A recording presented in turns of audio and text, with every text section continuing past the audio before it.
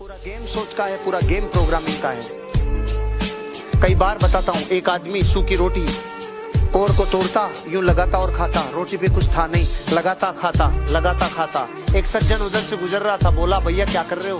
भाई साहब गरीब आदमी हो, कुछ है नहीं, इसलिए सोच सोच के खा रहा हूँ कि भाई चटनी रखी हुई है।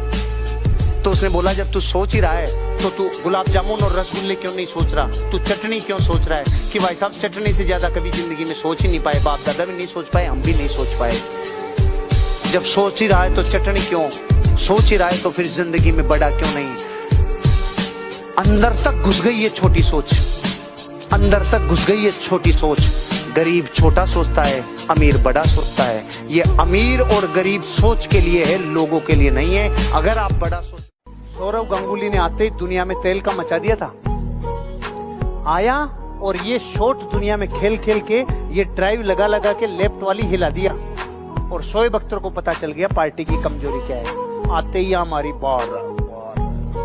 इसके बाद सौरव गांगुली का आधा करियर ढीला, फिर यहाँ मेहनत की, फिर गांगुली ने यहाँ मेहनत की, फिर यहाँ तैयारी की, इस जगह मारता है, इस जगह मारता है। ये कमजोरी थी गांगुली, दूर कर ली।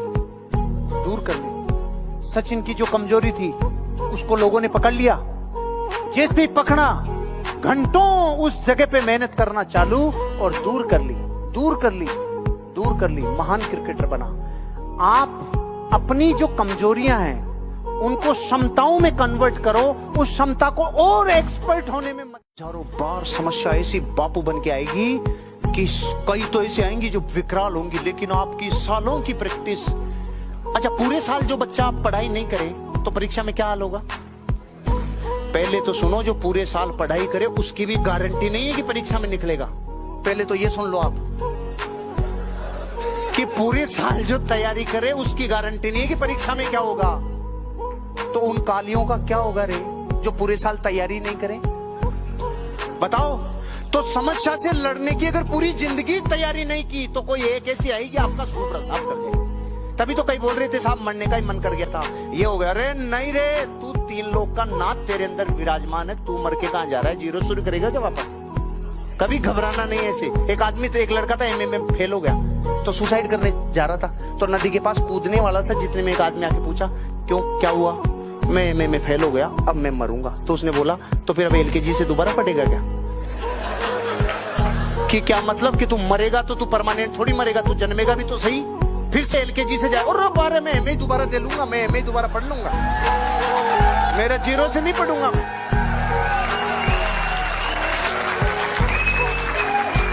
लाइफ का एंड करना कभी सॉल्यूशन नहीं है, क्योंकि इंसान सबसे बड़ी गलती यही करता है, दुखों से दुखी हो जाता है, फिर मरने जाता है, ये सोचता है दुखों से मुक्ति हो जाऊंगा। नहीं, अगले क्षण तेरा जो जन्म होगा, क्योंकि ध्यान रखना समाप्ति उत्पत्ति की पहले इशारा कर देती है।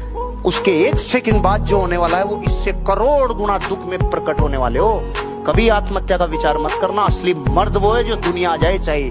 मरने का विचार कभी मत लाना, तुम जीत जाओगे इस दुनिया को एक दिन। ऐसा गंदा विचार कभी नहीं लाना, कभी नहीं लाना। नाक के ऊपर जब बात करते टाइम आप हाथ देते हो ना, अमेरिका का एक प्रेसिडेंट था, दो प्रेसिडेंट थे जो चुनाव के प्रत्याशी थे, और दोनों चुनाव के प्रत्याशियों में बहस होती है अमेरिका में पहले, चुनाव से पहले।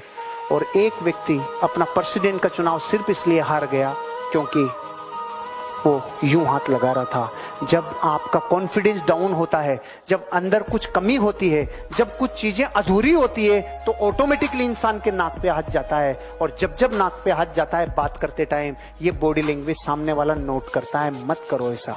नाक पर उस बहस का कोई अंत नहीं, उस बहस का कोई कोना नहीं, उसके कोई छोर नहीं, और आप ऐसी बहस भी जीतना चाह रहे हो। अभी अहंकार से पूरे भरे हुए हो।